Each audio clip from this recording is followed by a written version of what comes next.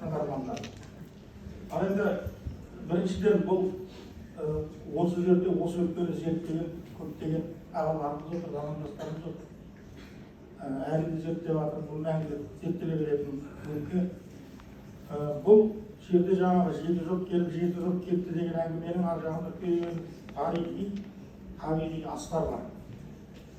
Жеті жұрт, бұл жерде баяғы жер атаулары жаңағы баржылық сипатын сақтап қалған себебі, бұл жерде 6000 жылдық, 5000 жылдық тарих жер атаулары менен сақталып тұр. Бұл ешкімдер айтатын замандардың таңбалары сақталып қалған.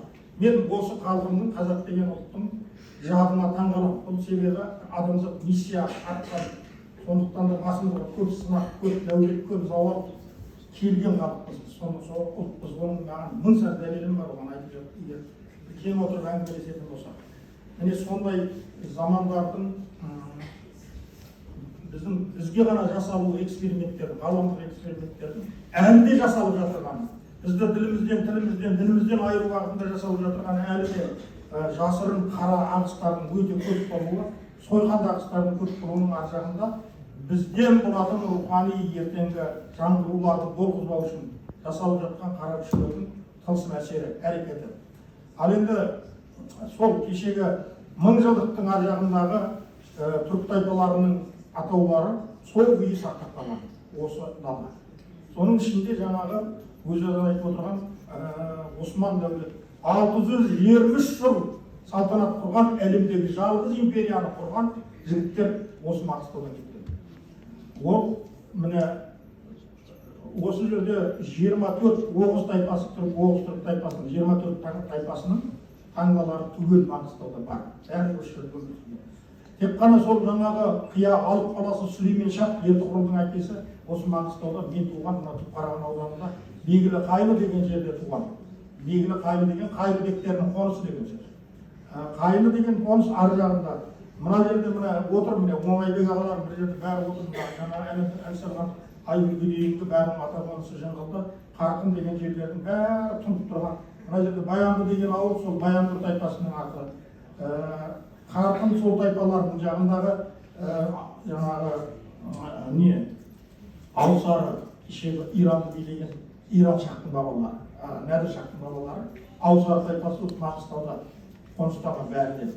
Содан барып, Түркияға барып, бір азғана тайпа, киіз үйлі, киіз туырлықты, ағаш үйлі тайпа, азғантай ғана жауынгерлі, жалғаны қылыш жалғыз атпен барып, мұзғыр салған Византияның крепостарын тас ошақша қалғанда, ананда ұлт мемлекет құру үшін оған қандай күш болу керек? Оны әрине Алла тағаланың күші, әулиелер де ақшан күш болу керек. Ол ұлы бабамыз күллі тәңірлік таныммен, ислам дінмен симбиоз жасап, бізді мәңгілік ұстахана болып қалған адамзаттың темірқазығы қазір атанған Құл Қожахмет Яссауи бабамыздың ілімі.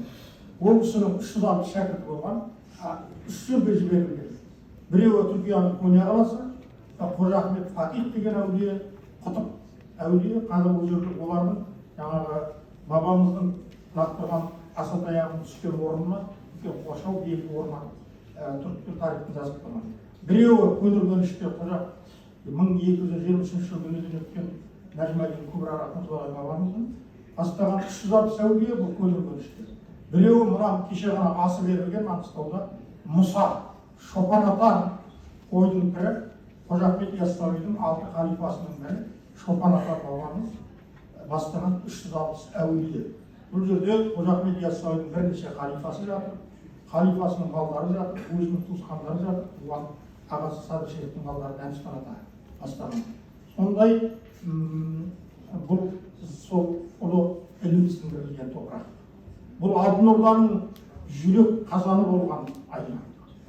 Кейінгі Ноғайлы дәулетінің жүрек қазаны, Қыпшақ ұлысының бүкіл дәшті Қыпшақтың жүрек қазаны болған осындай топырақ. Сондықтан бұл даланың ерекше болатын.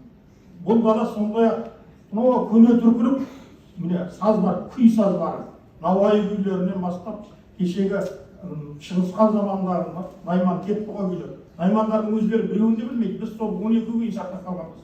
кеп болған. Ал енді одан кейінгі ноғай күйлері, ноғайлы дәуірі, ноғай мен қазақтың айырылысу дәуіріндегі күйлерді де осы біздің шалдар сақтап қалып, бүгінге жеткізді. Мен ноғайдың Арсыланбек, Сұлтанбек бастаған жігіттерден сұрайын, сендер осындай бізде күйлеріміз бар сақталған, сендер осыны естулерің бар. Білмек түгіл, естімеген олар, білмейді. Соны сақтап жеткізген. Бізге мына Фейсбуктың әсері болу керек, ноғайлар бізге әдеп сұрады, бірға уыз халық біріп кетпесін деп. Қазақта сендер тарихтарын бәрі иеленіп кетті, анау болды, мынау болды деген сияқты. Оған кейбіреулер ылығады. Бірақ біз оны жеткізіп аман сақтап қалғанымыз үшін жазып келесіз. Сондықтан біздің ойымызда ұлы миссия бар.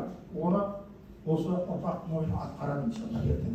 Біз атқара алмасақ, біз көтере алмай аяғымыз қисайып қабырғамыз майысып жолға тастап кетсек, артымыздан келе жатқан мына ұрпақ көтеріп алып кететініне күмәнім жоқ. Серікқали ағамызды